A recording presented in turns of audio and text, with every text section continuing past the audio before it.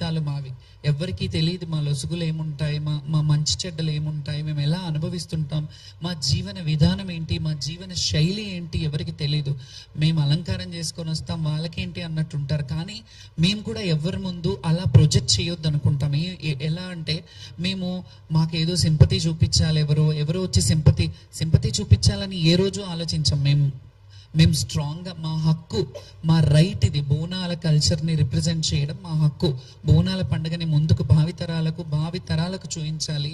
ఈ కల్చరల్గా హిందుత్వంలో ఉన్న ఈ బోనాల పండుగ ఏదైతే ఉందో, బడుగు బలహీన వర్గ బిడ్డలు ఏదైతే చేసుకుంటున్న పండుగ ఉందో, ఈ పండుగని మేము చూపించడానికి ముందు భావితరాలకు చూపించాలి. ఇలా ఉంటాయి దేవాలయాలకు కట్టుబడి మేము దేవాలయాలకి ఎలాగైతే మేము కట్టుబాట్లు ఉండి కొన్ని దేవాలయాలని ప్రమోట్ చేస్తున్నాం, అవన్నీ గతంలో చూసినట్టయితే ఇన్ని వేల లక్షల మంది వచ్చేవాళ్ళు కాదు కదా. కొంతవరకు జనాలు వచ్చేవారు. జాతర అంటే జాతరలా జరిగేది. మేము ఎంతమంది 2004 పేపర్ కటింగ్స్ కూడా చూపిస్తాను. నేను చాలా పేపర్ కటింగ్స్ కూడా తీసుకొచ్చాను. ఎందుకంటే మీకు చరిత్ర తెలియాలి. నేను ఎప్పటి నుంచి అమ్మవారి సేవ చేస్తున్నాను, ఎప్పటి నుంచి లైమ్ లైట్లో ఉన్నాను. లైమ్ లైట్లో నేను నిన్న వచ్చి ఏదో ఆమె కొందరు ఏమని వాపోయారంటే సోషల్ మీడియాలో, ఆమె పబ్లిసిటీ స్టంట్ కావాలి అని అన్నారు. పబ్లిసిటీ స్టంట్ కావాలంటే ఈ ప్లాట్ఫామ్ అక్కర్లేదు. నేను 2011లో వీరంగం అనే సినిమా చేశాను. నేను అందులో హీరోయిన్ని.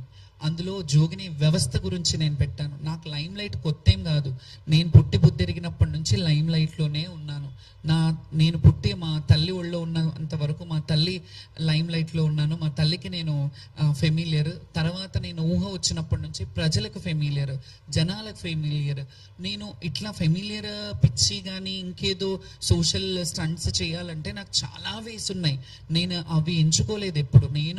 నన్ను నేను తగ్గించుకొని అంటే అనుభవము వయసు అనేది కూడా అంటారు కదా, అది వచ్చిన కొద్దికి నన్ను నేను చాలా కంట్రోల్డ్గా స్టేబుల్గా నన్ను నేను ప్రదర్శిస్తాను ఎవరి ముందు అయినా. ఎందుకంటే గతంలో చూసినప్పుడు చిన్నతనంలో చాలా సందర్భాల్లో ఏడ్చేదాన్ని, ఇంటర్వ్యూలలో కూడా ఏడ్చేదాన్ని. చాలా స్ట్రాంగ్గా ఉండడానికి ప్రయత్నిస్తాను, ఉంటున్నాను కూడా. ఎందుకంటే మనం చూసి 10 మంది నేర్చుకుంటారు అనే దాన్ని బట్టి. సో దీంట్లో ఓవరాల్గా ఇవన్నీ చెప్పడం కంటే ఆ పోలీస్ డిపార్ట్మెంట్ వాళ్ళు పిలిపించి మమ్మల్ని మీరు ఈ టైంకి రమ్మన్నారు, ఆ టైంకి ఎస్ఐని పెట్టారు, వాళ్ళు కదా బాధ్యత వహించాలి.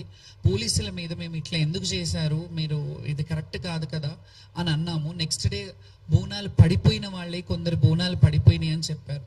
ఇందులో ఓవరాల్గా మాకు ఇంకా మనసు నొచ్చుకున్న బాధ ఏంటంటే, కొంతమంది ఈ అపోహలు పెట్టి కొంతమంది ఏవైతే చేస్తున్నారో ఆ చర్యలు కావాలని చేస్తున్నారనే డౌట్ కూడా నాకు వస్తుంది. కొందరు మరి అది అధికారంలో ఉన్న వాళ్ళు చేస్తున్నారా, వేరే వాళ్ళు చేస్తున్నారా అనే డౌట్ నాకు కూడా వస్తుంది. మీకు ఎట్లా డౌట్ వస్తుందో నేను కూడా డౌట్ పడే హక్కు నాకుంది. ఎందుకంటే కొంతమంది జోగినీలను తీసుకొని కొన్ని సోషల్ మీడియాలు దుష్ప్రచారంలో చేతులు కడుక్కొని ఉన్నారు. ఎందుకంటే నేను స్పృహ తప్పిపోయాను, ఆమె స్పృహ తప్పిందంతా డ్రామా, యాక్టింగ్ చేస్తుందేమో, అట్లా ఇట్లా పడిపోయి మళ్ళీ లేచి మాట్లాడుతుంది అని అంటే, నేను అక్కడ చచ్చిపోలేదు, స్పృహ మాత్రమే తప్పాను. నాకు మంచినీళ్ళు తాగిపించారు, నాకు వాటర్ తాగిపించారు.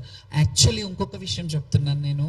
నేను ఈ క్వశ్చన్లన్నీ జనాలు తెలియాలని నేను ఈ ప్రెస్ మీట్ పెట్టాను. ఇవన్నీ చెప్తున్నా